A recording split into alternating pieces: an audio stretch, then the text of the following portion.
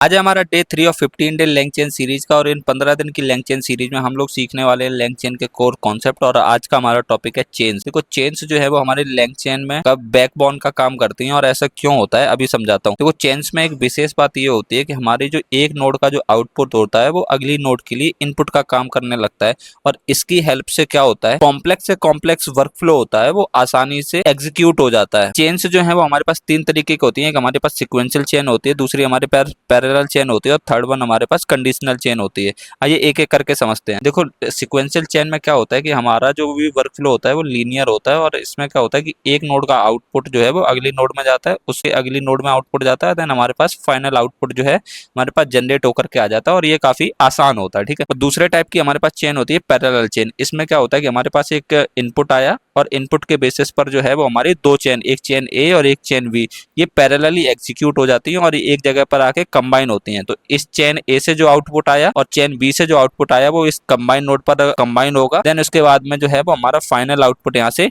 निकल करके आ जाएगा। थर्ड टाइप की हमारे पास चेन होती है कंडीशनल चेन। इसमें क्या होता है कि हमारे पास इनपुट आया और इनपुट के बेसिस पर या तो हमारी चेन ए ट्रिगर होगी या फिर चेन बी ट्रिगर होगी। ये सेम उसी तरीके से होता है जैसे हम लोग प्रोग्रामिंग में इफ एल्स पढ़ते हैं। तो इन चेन ए और चेन बी में से कभी भी ऐसी सिचुएशन नहीं आएगी जो कि दोनों चेन जो है साथ में एग्जीक्यूट हो जाएं, क्योंकि या तो हमारी इफ कंडीशन सेटिस्फाई होगी या फिर हमारी एल्स होगी। इन तीनों ही चेन्स का जो इम्प्लीमेंटेशन है वो मैंने गिटहब की रेपो में डाल दिया। आप कमेंट कर दीजिए गिटहब। इस गिटहब रेपो की लिंक जो है वो आपके डीएम में पहुंच जाएगी।